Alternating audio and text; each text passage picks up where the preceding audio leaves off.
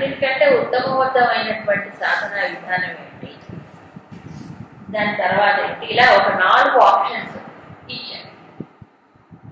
Options అంటే ఇక్కడ మనంతట మనం ఏది పడితే అది ఎంపిక చేసుకోవడానికి వీలు లేదు, మల్టిపుల్ చాయిస్ కాదు. మరి ఏమిటి అని అంటే తాను ఏ స్థితిలో ఉన్నాడో చూసుకొని ఆ స్థితికి తగ్గట్టుగా సాధన చేసుకోవాలి అని అర్థం. 4 ఇచ్చి నీవేదైనా చేసుకో అంటానికి అది కాదు, ఇక్కడ ప్రాక్టికల్ ఇన్స్ట్రక్షన్స్ ఇవన్నీ. అది కాబట్టి మొట్టమొదటి సాధన ఏంటి, గొప్ప అన్నిటికంటే బెస్ట్, మనస్సుని బుద్ధిని రెండింటినీ భగవంతుడిలో ప్రవేశపెట్టడం. ఈ రెండు ఎలా ఉంటాయి, మామూలుగా ఎడమహం పెడమహం ఉంటాయి. అంటే ఇది చూస్తూ ఉంటుంది. అవునా, మనసు చెప్పింది బుద్ధి ఒప్పుకోదు, బుద్ధి చెప్పింది మనసుకు నచ్చదు. అవునా, కానీ జ్ఞానము చేత బుద్ధికి శిక్షణ ఇచ్చి, అవునా, మనస్సు యొక్క భావన ప్రేమని భగవంతుడి వైపు మళ్ళిస్తే అప్పుడు ఏమవుతుంది, రెండు భగవంతుడిలో నిలుస్తుంది. మనస్సుకుండే సహజ లక్షణం ప్రేమ, అంతే కదా. అదే భగవంతుడి వైపు మళ్ళిస్తే భక్తి అంటారు. బుద్ధికి ఒక లక్షణం ఉంటుంది, అన్నింటినీ తీసి తుచ్చి చూడటం. చూడండి, మామూలు ఏదైనా చూసారు, ఏమైంది, ఎందుకైంది, అదట్లనా ఇదట్లా చూడ ఎంత విచారణ చేస్తారు బయట విషయాలు. అమ్మో, ఎంక్వైరీ చేయడంలో ఎవరు వాళ్ళు తింటారు. అవునా, అదంతా భగవంతుడి గురించిన అన్వేషణలో విచారణలో ఉంటారు. ఆ విచారణ కూడా ఎలాంటి శాస్త్రాధారంగానే ఉంటారు.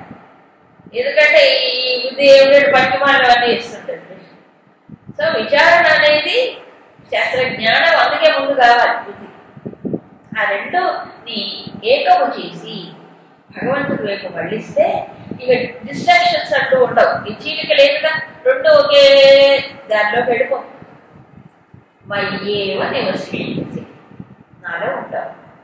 దీన్నే అంటే మోడర్న్ సైకాలజీలో చెప్పాలంటే సబ్జెక్టివ్ ఆబ్జెక్టివ్ మైండ్స్.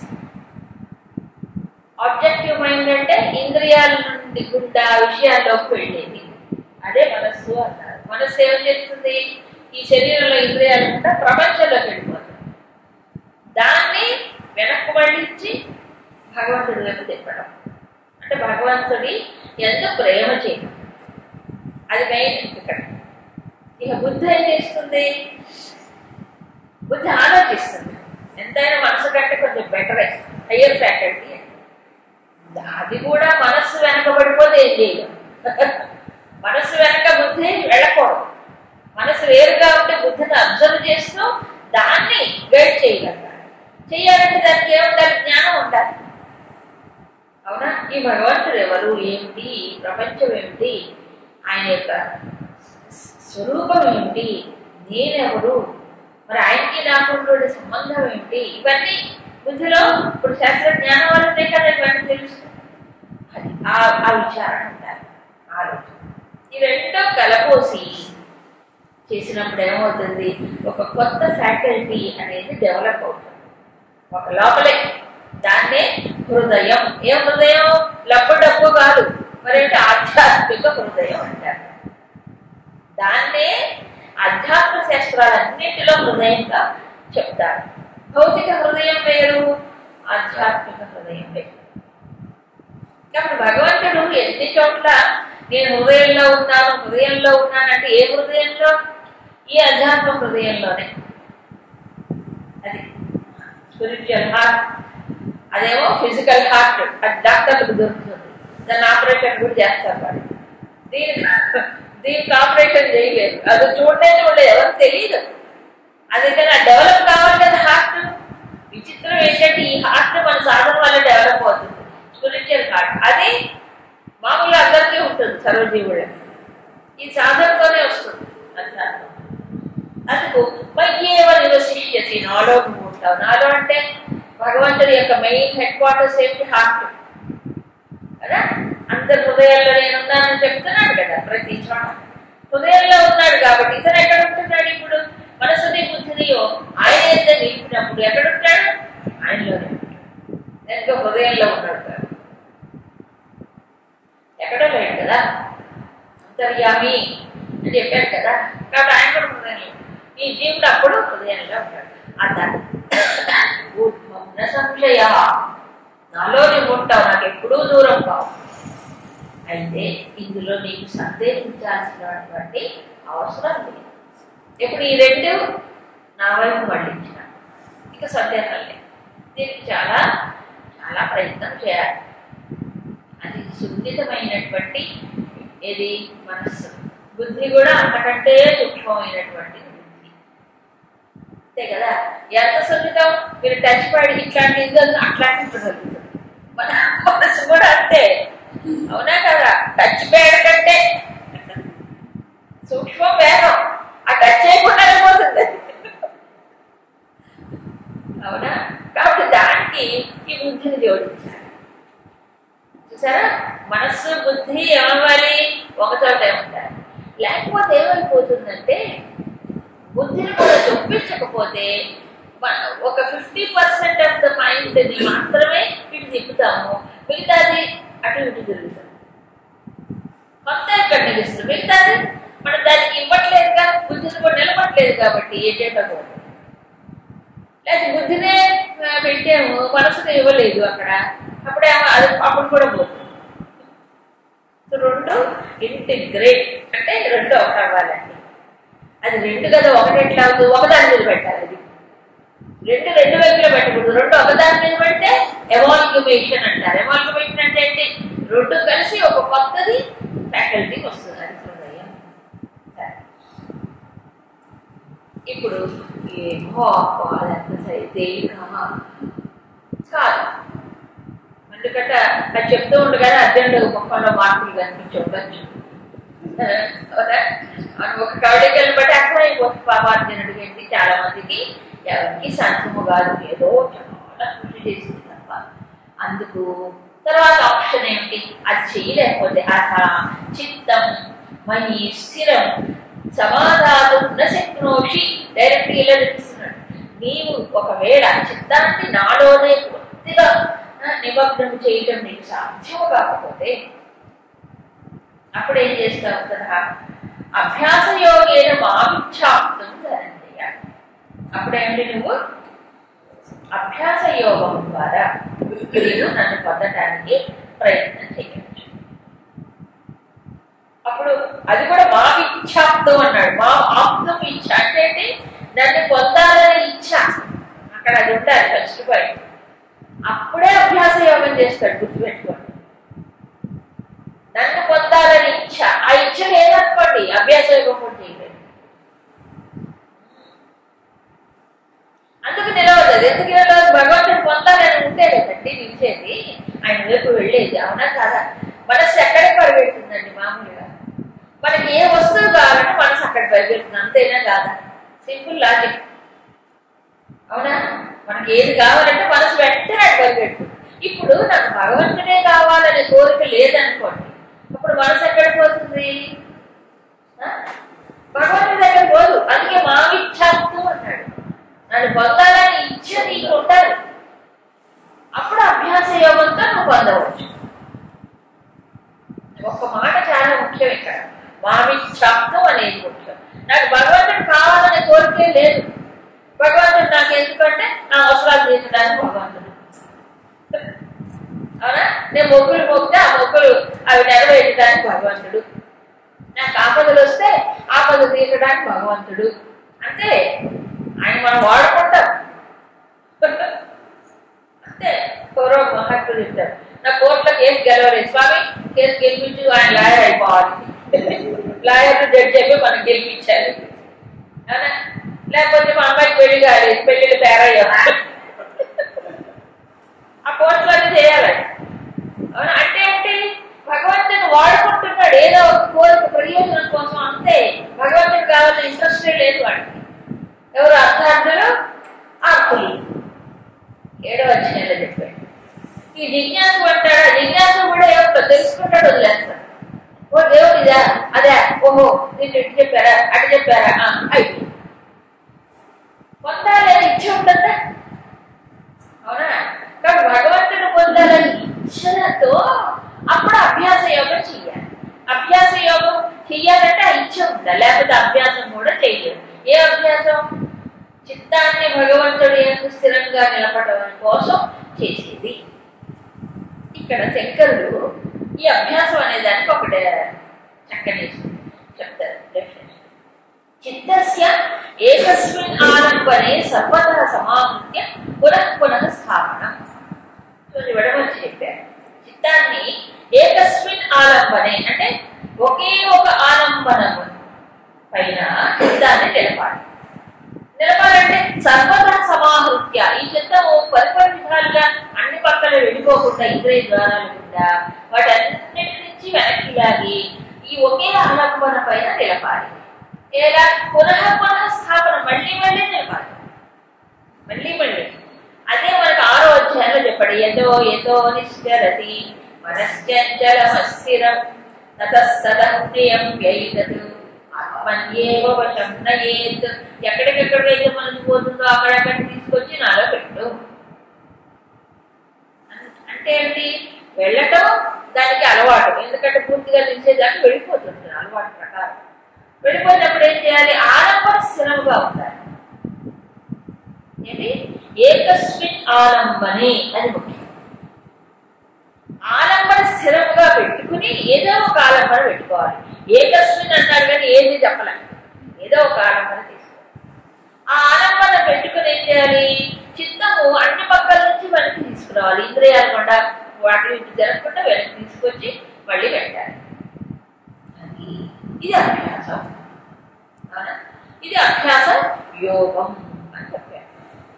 ఈ అభ్యాస యోగం ద్వారా నన్ను పొందడానికి నువ్వు ప్రయత్నం చేయవచ్చు. అయితే ఈ అభ్యాస యోగము కూడా ఎప్పుడు చేయొచ్చు? నన్ను పొందాలని ఇచ్చ ఉంది. అంటే దీన్ని బట్టి చూస్తే ఏమర్థం అవుతుందంటే ఇచ్ఛాశక్తి డామినేట్ చేస్తుంది మొత్తాన్ని. జ్ఞానశక్తులు కూడా ఇచ్ఛాశక్తి డామినేట్ చేస్తుంది. అవునా కదా?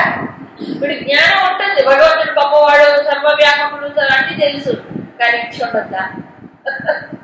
అవునా కాదా? జ్ఞానం ఉన్నా ఇచ్చ లేదనుకోండి, భగవంతుడిపై ఇచ్చ లేదు, ప్రాపంచిక విషయాలపై ఇచ్చ. అప్పుడు అభ్యాసం కూడా చేయలేదు. కూర్చొని ఒక చోట మనసు నిలపడానికి ప్రయత్నం చేయలేదు, సాధ్యం కాదు. ఇచ్చ లేదు భగవంతుడిపై. మరి ఏం కావాలి? నాకు భౌతికమైన విషయాలే కావాలి. కీర్తి, ప్రతిష్ట, డబ్బులు, ఇవన్నీ బయటవే కావాలి. భగవంతుడు కావాలనుకున్నప్పుడు మనసులు లేపడానికి ప్రయత్నం చేస్తారు. చూసారా? 99% ఇది కూడా సాధ్యం కాదు. అవునా? మరి అభ్యాసం మరి చెయ్యాలి కదా. చెయ్యాలంటే ముందు ఆయన కావాలని మనసులో గట్టిగా దృఢం చేసుకో. నాకు భగవంతుడే కావాలి, భగవంతుడి కంటే అన్యమైన నాకు అవసరం లేదు. ఎందుకని? అన్ని తానైన వాడు, అన్ని తనలో నిలుపుకున్నవాడు పొందితే ఇంకేం కావాలి చెప్పండి? అది కదా జీవితానికి సార్థకత. అది దృఢంగా ఉండాలి. ముందు శాస్త్రజ్ఞానం తెలిసిందంటే అది దృఢంగా ఉండాలి. ఆ దృఢంగా అయిన తరువాత అప్పుడు ప్రయత్నం చేయ అభ్యాస యోగం మనసు నిలపడానికి. అప్పటిదాకా నిలవదు. ఎందుకంటే లక్ష్యమే లేదుగా, ఏకమైన లక్ష్యం లేదుగా. కాబట్టి మనసు ఏమవుతుంది? అది కావాలా అటు పోతుంది, ఇది కావాలా ఇటు పోతుంది, ఇది కావాలా ఇటు పోతుంది, అలా పరిపరి విధాలుగా వెళ్ళిపోతుంది. అందుకు కారణం. కాబట్టి అది కూడా తెలుసు కృష్ణుడికి. ఏం తెలుసు? అది కూడా అందరికి సాధ్యం కాదు. ఎందుకంటే భగవంతుడు కావాలి అనుకునేవాడు ఎవడు? భగవంతుడే కావాలి అని కూడా భగవంతుడిలోనే మనసు నిలపగడానికి ప్రయత్నం చేస్తాడు, ఇచ్చ ఉంటే. లేకపోతే చేయలేడు. అవునా కదా? మనసు ఏమవుతుంది? వాటికి అది కావాలి, ఇది కావాలి, అది కావాలి, అది జరగకపోతే బాధ, ఇది జరగకపోతే బాధ, అనుకున్నది కాకపోతే ఏమనుకోవాలి? భగవంతుడు కావాలనుకోవాలి. అక్కడ ఇంకెందుకు వేరే అనుకోవడం, వేరే కోరుకోవడం, అది ఉండదు. దీంట్లో మరి అభ్యాసం అంటే ఏంటి? వాటికి సరే నేను సంకల్పం గట్టిగా చేసుకున్నాను, ఏమని? నాకు భగవంతుడే కావాలి, ఇంకొద్దు అని వివేకముతో నిర్ణయం తీసుకోవాలి. వివేకం లేకపోతే ఆ నిర్ణయమే రావు. ఎందుకు? నిత్యం అనిత్యం కాదు. ఇది అనిత్యం అన్నప్పుడు నువ్వు నిత్యమైన భగవంతుడిని పట్టుకో, అనిత్యమైన దాన్ని పట్టుకోవాలి. ఇదొక్కటి చాలండి, ఇదొక్కటి చాలు మనసుని వాటి అభ్యాసం చేయడానికి. ఇదొక్కటి కూడా లేకపోతే అభ్యాసం ఎందుకంటే చేయలేడు. అయితే ఎలా చేయాలి అభ్యాసం? అందుకే మనసు బుద్ధి రెండు చెప్పాడు కదా. ఇందాక సాధనలో ఏం చెప్పాడు? మనసు బుద్ధి రెండు రాలో నీకు అన్నాడు. అది సాధ్యం కాకపోతే ఏం చేయాలి? మనసు పరిగెడుతుంది. పరిగెత్తే మనసుతో నువ్వు పరిగెత్తకు. First point. అవునా? మామూలుగా ఏం జరుగుతుంది తెలుసా? చాలా మంది విషయంలో మనసు పోయినట్టు కూడా తెలియదు, దాని పరిగెత్తమే అయిపోతుంది. దాంట్లో చేయగలిగి పరిగెత్తమే సరిపోతుంది. చాలా మంది అవునా మనసు వెళ్తున్నట్టు కూడా నాకు తెలియట్లేదంటే అనేవాళ్ళు కూడా ఉంటారు. అంటే మనస్సు వెళ్తుందని తెలియదు, దాని వెనక వెళ్ళిపోతుంటే ఎలా తెలుస్తుంది? సో అప్పుడు ఫస్ట్ ఏం చేయాలి? Not cooperation with the mind. అంటే మనసు వెళ్తున్నప్పుడు దాంతో తాదాత్మ్యం చెందకుండా, దాంతో ఐడెంటిఫై అవ్వకుండా, దానికి చెయ్యి కలపకుండా ముందు నిలబడే నువ్వు పరిగెడితే నేను పరిగెత్తాను, నువ్వు నా దోవ నువ్వు రాగా నీ దోవ నేను రాను అని చెప్పుకోవాలి. అదే సాధన. ఆ మాటలు చెప్పుకోకపోతే నీ మనసు నువ్వు చెప్పుకోకపోతే ఎవరు నువ్వు చెప్తే నీ మనసు నీ వశంలో లేకపోతే ఎవరి వశంలో ఉంటుంది చెప్పండి? ఇంకేం సాధించారు జీవితంలో? ఏమీ లేదు. అవునా? సో మనసుతో చెయ్యి కలపవద్దు, అది చాలా చెడ్డది, అది గోది, అది నక్క.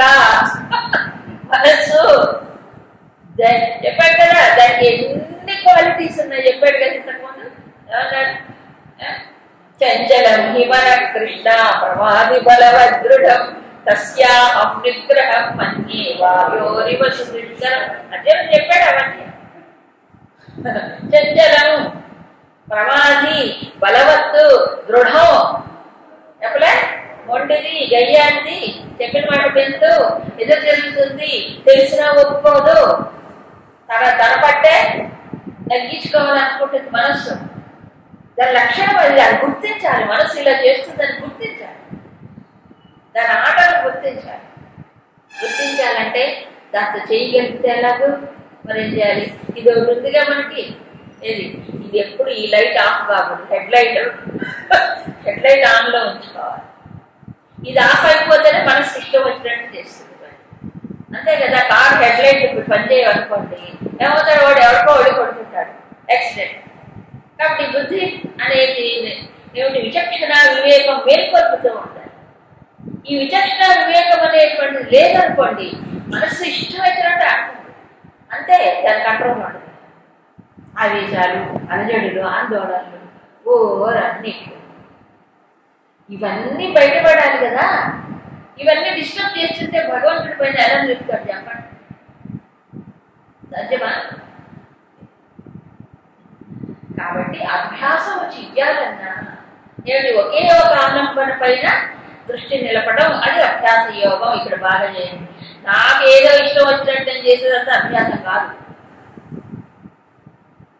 అవునా? కాబట్టి ఇలా చూస్తే ఈ పారాయణాలు, పూజలు, గీజలు ఇవన్నీ కూడా ఏమిటి? ఇంద్రియాల స్థాయిలోనే చేస్తున్నాడు. ఇంకా కేవలం మనస్సులో ఒక ఆలంబనలో నిలబడమే అభ్యాసం. ఇక అన్యమైన వృత్తులు ఏమి ఉండవు. అందుకే నాకు ఇప్పుడు అనిపిస్తుంది, యజ్ఞానం జపయజ్ఞస్మి అన్నారు. అందుకే అన్ని యజ్ఞాలకెల్లా జపయజ్ఞం గొప్పది అనలే. జపంలో అన్యమైనవన్నీ పక్కకు దోషిస్తాడు. ఒకే ఒక ఆలంబన పెట్టుకుంటాడు. అది కూడా సూక్ష్మమైన ఆలంబన, అత్యంత సూక్ష్మమైన. కాబట్టి భగవంతుని పొందాలి అనేటువంటి సంకల్పంతో అభ్యాసం అంటే భగవంతుడి పైన మనసు పెట్టాలి. అయితే భగవంతుడికి అది కూడా తెలుసు. ఏమిటి? అది కూడా చెయ్యలేని వాళ్ళు ఉంటారు. అందుకని కరుణతో మరొక మెథడ్, మరొక విధానం. అభ్యాసే అపి అసమర్థ అసి. అభ్యాస మనసును ఒకే ఒక ఆడంబరంలో నిలపడానికి నీకు చేత కాకపోతే పర్వాలేదులే, ఇది చెయ్యి. ఏం చేయాలి? మత్కర్మ పరమోభవ. నా కోసం కర్మ చెయ్యి. మత్కర్మ, నా కోసం పని, నీ కోసం కాదు, ఇంకోటి కోసం. నా పనులు చేయి. మదర్థమవి కర్మ ఆడుకుర్బన్. స్వామి నీ కోసం చేస్తే ఏం లాభం నాకు అంటే సిద్ధిమవాప్సి. నువ్వు నా కోసం పనులు చేయడం మొదలు పెట్టావో ఎప్పుడో ఒకప్పుడు చేసిన పనులు. ఎందుకంటే డైరెక్ట్ గా మనసుని లాక్కొచ్చి పెట్టడం కష్టం కాబట్టి ఇంద్రియాలు పనులు వెళ్ళిపోతాయి. చేయించుకుంటే కొంత మనసు ఫీల్డ్ వస్తుంది, కట్టు పెట్టక్కర్లేదు. అవునా కదా? ఇంద్రియాలు పనులు చేస్తున్నప్పుడు ఒక థాట్ మెయింటైన్ చేయాలి, ఆలోచన శృతిలాగా. ఏమిటది? ఏ కర్మ అయినా ఏదైనా ఇది భగవంతునికి కృష్ణార్పణం, కృష్ణార్పణం, కృష్ణ. ఏదైనా కృష్ణార్పణం. అది చిన్నదా పెద్దదా అనుకోక, అది గొప్పదా తక్కువదా అనుకోక, పెద్ద పెద్దవే దేవుడికి సమర్పించి చిన్నవి సమర్పించద్దా? అన్ని పనులు నా కోసం, నిజంగా నా భగవంతుడి కోసం చేసుకుంటున్నాను అనుకున్నప్పుడు అది శ్రద్ధగా చేస్తాడు. అవునా కాదా? ఆసక్తితో చేస్తాడు, బాగా చేస్తాడు. వాళ్ళ కోసం వీళ్ళ కోసం అంటే ఇంట్రెస్ట్ ఉండదు. నిజమే కాదా? అవునా కాదా? ఇప్పుడు నా కోసం చేసుకున్నప్పుడు బంధం పెరుగుతుంది, ఇంకోళ్ళ కోసం చేసుకున్నప్పుడు ఇంట్రెస్ట్ ఉంటుంది. అది భగవంతుడికి అంటే శ్రద్ధ పెరగదా? ఆనందం కూడా వస్తుంది. భగవంతుడు చేస్తున్నాను అనుకున్నప్పుడు ఆ కర్మ ఏమవుతుంది? ఒక రిలీఫ్ వస్తుంది. కాబట్టి ఏ కర్మ అయినా సరే నాకు సమర్పణ చేయి. ఏమండి అంటే దొంగతనం కూడా సమర్పణ చేయొచ్చు. నేను మత్కర్మ నా కోసం చేస్తున్నావు, నువ్వు దొంగతనం. విశుద్ధ కర్మలు చెప్పట్లే, ఎవరు చేసేవాడు నార్మల్ గా ఉండేటువంటి మాన కర్మ. అంతేనా? సరే, ఇప్పుడు అలా చేస్తే ఏమవుతుంది? అప్పుడు కూడా సిద్ధిని పొందుతాం. అంటే చూడండి, ఇది ఎవరి కోసం చెప్పాడు? మనసు బాగా బహిర్ముఖమైనటువంటి వాడు, కొంచెం కూడా అంతర్ముఖం అవ్వదు. అంతర్ముఖమై తానేమిటి, తన మనసు ఏమిటి దాన్ని అబ్జర్వ్ చేసుకుంటే స్థితిలో కూడా ఉంటాం. అట్లాంటప్పుడు ఏం చేయాలి? అక్కడ కూడా ఒక అవకాశం ఉండాలి కదా. ఏమిటి అవకాశం? కర్మలు చేస్తూ ఉంటారు నా కోసం. అది ఎప్పుడు మెయింటైన్ చేయాలి. కర్మలు చేస్తున్నప్పుడల్లా భగవంతుడు. మరి నా పనులు, నీ పనులు లేవు, ఇంకా అన్ని నా పనులే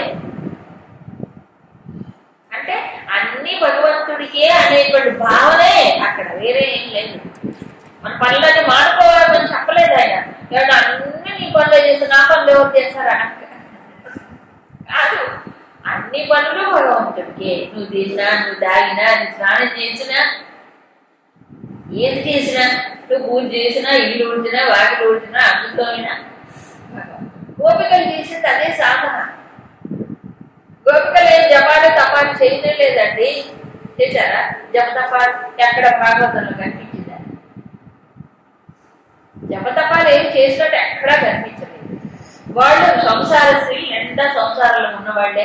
గృహిణులు, గొడ్డు గోదా, ఇల్లు వాకిలి, అత్త మామ కొడుకు అన్నీ ఉన్నాయి, చుట్టూ ఉన్నాయి. వాళ్ళు ఏ బాధ్యత వాళ్ళు వదలలే, అన్ని చేసుకుంటూ పోయా. ఒకటే ఒక స్మరణ. ఏమిటా స్మరణ? గోవింద దామోదర మాధవి. అవునా కాదా? అది కదా భక్తి అంటే. స్మరణ లోప నిత్యం. శారదాదేవి ఈ మోడ్రన్ సొసైటీలో ఈ రోజుల్లో కలియుగంలో శారదాదేవి శ్రీరామకృష్ణుడు సతీమణి. ఆ లైఫ్ స్టోరీ చదవండి, అర్థం అవుతుంది. ఆమె కూడా ఆమె ఆ రోజుల్లో ఘోష ఉండేది స్త్రీలకి. ఘోష అంటే అది బయటకు వచ్చి వాడు కనిపించేవారు కాదు ఎవరికి. మరి శ్రీరామకృష్ణులు భక్తులు శిష్యులు చాలా మంది ఉన్నారు. వాడు ఎప్పుడూ వస్తూ ఉండేవాడు ఆయన చూడడానికి. మరి ఆ రోజుల్లో ఏంటంటే ఇంటికి ఎవరు వచ్చినా భోజనం పెట్టాల్సిందే, అంతే కదా. అలా ఎవరే భక్తులు వచ్చినా శిష్యులు, మరి ఆయన సన్నిహిత శిష్యులు కొంతమంది ఉండేవాడు. మరి వాళ్ళందరికీ కూడా ఈవిడ వండి పెట్టేది శారదాదేవి స్వయంగా. పైగా ఆవిడకి ఎంత వాత్సల్యం అంటే ఏ శిష్యుడికి ఏది ఇష్టమో కూడా ఆవిడ గుర్తు. ఆ శిష్యుడు వస్తే ఆ శిష్యుడు తగ్గట్టే పెట్టేదట ఆవిడ. అంటే ఆవిడ అంత వాత్సల్యం ఉండేది శారదాదేవి. అలాంటి భక్తి జ్ఞాన వైరాగ్య సంపదలు ఎవరు దొరుకుతారండి ఈ రోజుల్లో? అందుకని ఆవిడకి ప్రేమ. కాబట్టి వాళ్ళకి తగ్గట్టుగా అన్ని. ఆ రకంగా ఎప్పుడూ చేస్తూనే ఉంటే ఆ రోజుల్లో ఒడ్లు కూడా దంచుకునేవాళ్ళు. ఒడ్లు కూడా దంచుకొని ఒక స్థాయిలో అన్ని చేసేది. అయితే కొన్ని లక్షలు నామస్మరణ చేసేదంట. లక్షలే ఊరికి వస్తుంది. అవునా కాదా? అంటే ఆవిడకి పెద్ద సాధన. అంటే ఇది కదా పనులు చేసేది ఇవే. ఈ మైండ్ ఎడిపోతుంది. అదే కదా మెయిన్ ప్రాబ్లం మనిషికి. మైండ్ ఎడిపోతుంది, పనులు చేతులు కళ్ళు పనిచేస్తాయి, ఆ పనులు చెడిపోతాయి. అందుకే అదే భగవత్ స్మరణతో చేశాడనుకోండి, అన్ని దివ్యమైన పనులు అయిపోతాయి. ఒక డివైన్ టచ్ దాంట్లో ఉంటుంది. ఈ సాధన చెప్పాడు. భక్తత్వ పరభవ అంటే ఏంటి? అన్ని గర్భంలో భగవత్ స్మరణతో చేశాడు. అది గోపిక స్త్రీలు వాడు నాకు తెలిసిన చేస్తుంది. అందుకే రామకృష్ణ మిషన్లో ఇప్పటికీ కూడా స్వాములందరూ కూడా ఒక్కొక్క డిపార్ట్మెంట్లో ఒక్కొక్కళ్ళు ఏం చేస్తారు, డిపార్ట్మెంట్ మారుస్తారంట. వాడికి కొద్ది రోజులు పుస్తకాలు అమ్మే పని, కొద్ది రోజులు వాటింట్లో పని, కొద్ది అన్ని పనులు అలవాటు చేస్తారు. అంటే సాధన అనేది కేవలం పుస్తకాలు చదవడం, పూజ చేయడం, లేకపోతే ఇంకేం చేయడమే కాదు. ఏ కర్మైనా ఇది భగవంతుడి దృష్టి కలగాలని అంత ట్రైనింగ్ ఇస్తారు. అది బెస్ట్ నన్ను అడిగితే. లేకపోతే ఏమైపోయి మనసు మాటిపాటికి అమ్మో నేను ఇరుక్కుపోతానేమో బరువు అయిపోతాను. ఇరుక్కుపోయేది ఎవరు? మైండ్. భగవంతుడు మర్చిపోతే ఇరుక్కుపోతాను. భగవంతుడు బట్టి స్మరణ చేస్తే ఎందుకు ఇరుక్కుపోతాను? అవునా కాదా? కాబట్టి ఏకాంతంలో మనసు ఒక చోట నిలబడడం సాధ్యం కాకపోతే కర్మలు చేయొచ్చు, చేస్తూనే స్మరణ చేస్తాం. అందుకే కదా కర్మే కామ్ మన్మే రామ్ అంటే కాళ్ళు చేతులతో పని చేయి, మనసులో భగవంతుడిని ఉంచుకో. ఇది భగవంతుడు అనుకుంటే నిజంగా ఏ పనైనా హాయిగా ఉంటుంది, సమర్థవంతంగా చేస్తాడు. అందుకే చెప్తాడు తర్వాత శ్లోకాల్లో, భక్తుడు సమర్థవంతంగా చేస్తాడు ఏ పనైనా. చేతకాని వాడు కాడు భక్తుడు అంటే. చేతకాని వాడు ఎవడు అంటే తన పైన తాను ఆధారపడిన వాడు చేస్తాడు. తన శక్తి పైన, తన బుద్ధి పైన ఆధారపడితే అన్ని లోపాలు. అది భగవంతు స్వరంతో ఆయన పైన ఆధారపడి చేస్తే నీ శక్తి కాదు కదా, ఆయన శక్తి పని చేస్తే అది కదా. కళ్ళు తెరిపిస్తుందండి భగవద్గీత నిజానికి. తర్వాత అది కూడా సాధ్యం కాదు స్వామి, నాకు అన్ని నీ పనులే అనుకోవడం నాకు సాధ్యం కాదు. ఎందుకంటే వాళ్ళు చేసే వీళ్ళకి చేసే అనిపిస్తుంది, లేదా నా కోసం చేసుకోవాలనిపిస్తుంది. అన్ని నీకే అంటే ఆ భావాలు రావాలంటే అది కూడా కష్టమే. అందుకని భగవంతుడు ఇంకొంచెం దిగొచ్చాడు. ఓ బయట దిగొచ్చి అదా ఏదీ కర్తం అశక్త అసి, ఈ పని చేయటం కూడా అంటే అన్ని నాకే నా పనులే అని భావించడం నీకు సాధ్యం కాకపోతే ఏం చేయాలి? మద్యోగమాశ్రిత సర్వకర్మ ఫల త్యాగం కోరు. సర్వకర్మ ఫల త్యాగం. ఈ ఫలత్యాగం భగవద్గీత మొదటి నుంచి చివరి నిజం. ముఖ్యంగా కర్మ ఫలత్యాగం. అది కూడా చెయ్యకపోతే ఈ భగవద్గీత వాటికి క్లోజ్. అవసరం లేదు. ఎందుకంటే ఫస్ట్ స్టెప్ అదే సాధారణ కర్మయోగం చెప్పింది. నేను అది కూడా చేయలేదు స్వామిని, ఇష్టం వచ్చాను కోరికలు తీర్చుకో ఎవడన్నాడు. కామ్యకర్మలే చెయ్యి, దాన్ని పోయి బంధాలు పెట్టుకుంటుంది, మళ్ళీ బంధాల్లో పడతాం, మళ్ళీ గుడికొంటాం, వెళ్ళేరామో ఎవరు. అది కూడా చేయాలంటే ఎట్లా? అసలు మన హిందూ ధర్మం నేర్పితే నువ్వు ఏ కర్మ చేసినా కృష్ణార్పణం అన్నమాట. బాగా పూర్వకాలం బిచ్చగాడి బిచ్చం వేసినా కృష్ణార్పణం. అవునా కదా? అంటే అప్పడం అంటే ఊరికే అప్పడం కాదు, హృదయపూర్వకం. అందుకే 2వ అధ్యాయంలో చెప్పాడు చాలా వివరంగా, దూరేణ కేవలం కర్మ బుద్ధియోగా ధనంజయ బుద్ధవు శరణం అని కనిపించ కృపణామ ఫలహేతవ. క్లియర్గా చెప్పాడు. అంటే ఫలితం కోసమే పని చేసేవాడు ఎవడు? కృపణుడు. అంటే ఏంటి? విసుగొట్టువాడు. చాలా సంకుచితమైన మనసు కలిగి పని మీద దృష్టి పెట్టాలి కానీ ఇది చేసి నాకే వస్తుంది, ఇది చేసి నాకే, ఇది చేసి నాకు అనుకుంటే పని చేయకపోవట్లే. అవునా?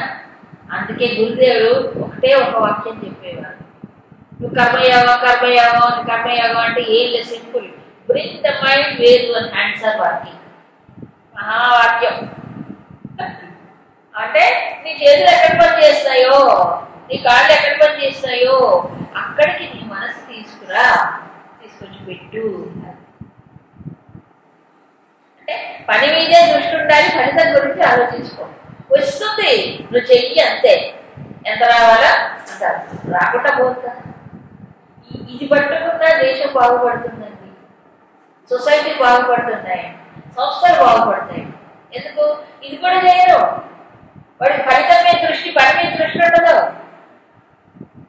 అవునా కాదా? ఇంకా ఏమిటి, పని తక్కువ చేయాలి, ఫలితం ఎక్కువ కావాలి ఆశించేవాడు. ఇంకా వీలైతే పని అసలు లేకుండా ఫలితం కావాలి. ఇంకా దాన్ని తప్పించుకొని ఈ చూడండి లేబర్ మొత్తం అందరూ అంతే. అవునా కదా? ఎంత వీలైతే అంత అటు ఇటు తిరిగి కూర్చుంటాం, అంతేనా కాదా? తర్వాత మనం వెళ్ళేటప్పుడు మాత్రం అన్ని ఫుల్ కావాలి. అలాగే ఉంటుంది ఇప్పుడు. కాబట్టి దేశం బాగుపడాలి, సమాజం బాగుపడాలి, కనీసం ఇదైనా చేయొద్దండి. ఏంటి? పని మీద దృష్టి పెట్టి చెయ్యి, ఫలితం రావాల్సింది వస్తుంది. మాటికి ఇట్లా చెప్తారు ఫలితం గురించి, వాళ్ళు ఆశించకపోతేట, నువ్వు ఆశించకపోయినా వస్తుంది కదా, నువ్వు రాకపోతే కదా నువ్వు ఆశించేది, ఎట్లాగో వస్తుంది కదా. అవునా? ఇంకోటి మాటికి గురుదేవులు ఎక్స్ప్లెయిన్ చేస్తారు, నువ్వు పని చేసేది ఎప్పుడు, ఇప్పుడు ప్రజెంట్ వర్తమానాల్లో చేస్తున్నావు. ఫలితం ఎప్పుడు వస్తుంది? రాబోయే దాని గురించి ఆలోచించి ఇక్కడ నీ మైండ్ డిస్టర్బ్ అయిపోవట్లా, పని చేయకపోవట్లా. కాబట్టి ఏం చేయాలి? ఇప్పుడు రాబోయే దాని గురించి ఆలోచించి ఆ ఛానల్ ఆపేసి ఇప్పుడు వర్తమానంలో నీకు ఎక్కడ నువ్వు పని చేస్తున్నావు అక్కడ పెట్టు. పెడితే ఏమవుతుంది? ఎఫిషియెంట్గా చేస్తాం, సమర్థవంతంగా చేస్తాం, బాగా చేస్తాం. అప్పుడు ఏమవుతుంది? దాని దగ్గర ఫలితం రానే వస్తుంది, ఎంత రావాలో అది వస్తుంది. అవునా కదా? దీనివల్ల ఇంకో ప్రయోజనం ఏంటంటే, బాగా దృష్టి నిలిపి కర్మ చేస్తే ఈ లోపల ఉండే సంస్కారాలు ఉన్నాయి, మెయిన్ అవార్డం వస్తుంది మనకి భగవంతుడు. ఆ సంస్కారాలు క్షయం అయిపోతాయి, చేసే పని పర్ఫెక్ట్గా చేయాలి. బాగా దృష్టి నిలిపి చేస్తే సంస్కారాలు క్షయం అయిపోతాయి. కాబట్టి ఏ కర్మ చేసినా ఒకటే, ఏమిటది? అది భగవంతుడికి చేస్తుంది, భగవంతుడికి చేస్తుంది. కాబట్టి కర్మ ఫలితంపై దృష్టి ఉండదు ఇంకా. అవునా? ఎందుకు? ఆయన సమర్పణ చేస్తున్నాడు. అప్పుడు ఏ కర్మైనా అది భగవంతుడికి తృప్తినిస్తుంది. అవునా? సమర్పణ ఎవరికి చేస్తున్నావు? భగవంతుడికి చేస్తున్నావు. కర్మఫల సమర్పణ. నువ్వు ఏ పని చేసినా భగవంతుడు నీకు అనుగ్రహిస్తాడు, ఎందుకంటే ఆయనకు సమర్పణ చేస్తున్నావు. కొబ్బరికాయ పెట్టడం ఈజీ అండి, చక్కెర పొంగల్ పెట్టడం చాలా ఈజీ అండి. కర్మఫల సమర్పణ చేయడం. అందుకే యథాత్మవాన్ అంటే ప్రయత్నపూర్వకంగా, లేకపోతే ఫలితాలు వచ్చి చుట్టుకుంటాయి, పట్టుకుంటాయి. దీనికి మహాత్ములో చక్కని ఉదాహరణ, భక్త పుండరీకుడు అని ఒక ఆయన ఉంటాడు. పుండరీకుడు అటు మరాఠీ ఆయన తల్లిదండ్రులకి సేవ చేయాల్సిన అవసరం వచ్చింది. పెద్దవాళ్ళు అయ్యారు, వృద్ధులు అయ్యారు, కష్టం క్షణం వాళ్ళని చూస్తూ ఉంటారు. అలాంటి ఒక సేవ చేశాడు. అయితే ఆయన పాండురంగ భక్తుడు, దేవుడు పొందడు. అయ్యో నేను పాండురంగడికి దూరం అయ్యాను, 24 గంటలు మా అమ్మ నా దగ్గర ఉండాలి అనుకోవాలి. ఏమనుకున్నాడు? ఇది కూడా పాండురంగ సేవ. అమ్మ నాన్న ఎవరు అంటే ఫస్ట్ తల్లిదండ్రులే మొదటి దేవతలని మన శాస్త్రం చెప్పింది. మాతృదేవోభవ, పితృదేవోభవ, తర్వాత ఆచార్య దేవో. వాళ్ళలోనే నువ్వు భగవంతుడు భావించే ముందుకు ఎవరిని చూస్తారు? ఎవరు చూస్తారు? ఇంకా అటాచ్మెంట్ ఉండదు. చూసారా? ఈ రూపంలో కూడా నేను భగవంతుడికే అన్నప్పుడు ఆ మమత ఉండదు. ఈ మమకారం కదా బంధించేది, మమకారం కూడా ఇచ్చేస్తుంది కదా. సో మమత్వం పోవాలంటే ఏం చేయాలి? ఈ రూపంలో భగవంతుడు ఉన్నాడు, ఈ రూపంలో ఉన్న భగవంతుడు నేను చేస్తున్నాను అని అనుకున్నాడు. కాబట్టే ఒకనొక రోజు పొండరీకుడు వచ్చేసాడు, ఆయన పాండురంగుడు వచ్చాడు వాళ్ళ ఇంటికి. పొండరీక అని పిలిచాడు. అబ్బో ఎంత అదృష్టవంతుడు చూడండి. పిలిస్తే ఆ పొండరీకుడు ఏమన్నాడు తెలుసా, స్వామి నాకు కొంచెం టైం కావాలి, మా అమ్మ నాన్న సేవలో ఉన్నాయి, ఈ పని ముగించుకొని వస్తాను, అప్పటిదాకా అక్కడ నిలబడని ఇక్కడే పెట్టేట. ఈ భక్తుడికి అంత వజుడయ్యాడంటే ఆయన సేవకి నాకే చేశాడు ఆ రూపంలో. ఏ రూపాన్ని చేస్తున్నాడు భగవంతుడికి అవసరం లేదు, ఏ రూపంలో అయినా నాకే చేస్తున్నాడు కదా వాడు. అది కదా చూస్తాడు భగవంతుడు, ఎక్కడ చేసినా నాకే కదా చేస్తున్నాడు. కర్మ ఫలితం అనేది అక్కడ బంధించదు, భగవంతుడికి సమర్పణ చేసి. కర్మ బంధించదు, పరిసరాలు బంధించవు, వ్యక్తులు బంధించలేదు. ఇది ఒక యాటిట్యూడ్ ఉంది. ఏం చేశాడు పాండురంగుడు, వెయిట్ చేశాడు. ఇప్పటికే తాత్కాలం అక్కడ ఉన్నాడు పండరీపురంలో, అలాగే ఉంటాడు ఇప్పటికీ స్వామి. భక్తుడి కోసం నిలబడ్డాడు. కాబట్టి కర్మఫల త్యాగం అంటే మరి వీళ్ళ చేస్తే నాకేమొస్తుంది, వర్ణుడు దేవుడు చేస్తున్నాడు, దేవుడు చేస్తున్నావు, ఫలితం సమర్పణ చేసినప్పుడు అది మనకు అంటుకోదు, చుట్టుకోదు, పట్టుకోదు. సో ఇది ఏం చేస్తుందంటే మనిషికి కర్మఫల త్యాగం అనేది రెండు లాభాలు. ఒకటి, పని మీద దృష్టి ఉంటుంది, బాగా చేయగలం పని, సమర్థవంతంగా పర్ఫెక్ట్ గా చేస్తాడు. రెండవది, ఈ కర్మ ఫలితం మీద దృష్టి లేదు కాబట్టి, భగవత్ సమర్పణ భావంతో చేస్తాడు కాబట్టి బంధం ఉంటుంది. రెండు ఎట్ ఏ టైం, రెండు ప్రయోజనం. అవునా కదా? ఇప్పుడు ఈ 4 మెథడ్స్ ఏవైతే సాధనకి చెప్పాడో, ఈ 4 ఒకదానికంటే ఒకటి తక్కువ. అవునా కదా? మొట్టమొదటి ఎవరిది, వాసనలు కొంచెం వాసనల యొక్క పొర సన్నగా ఉన్నవాడు, దట్టంగా లేదు, పలచగా ఉంది. అలాంటి వాడు మనసు బుద్ధి రెండు నిలుపగలడు. వాసనల పొర కొంచెం దట్టంగా ఉంది, అలాంటి వాడు అభ్యాస యోగం చేయాలి. దానికంటే మందం అయిపోయింది వాసన, అప్పుడు ఏం చేయాలి, మదత్ నా కోసం కర్మలు చేయాలి. అది కూడా కష్టమే. అప్పుడు ఓణీలో ఏ కర్మైనా చేసుకో, కర్మ ఫలితాలు నాకు సమర్పండి. ఇప్పుడు పుండరీకుడు ఎగ్జాంపుల్ అదే.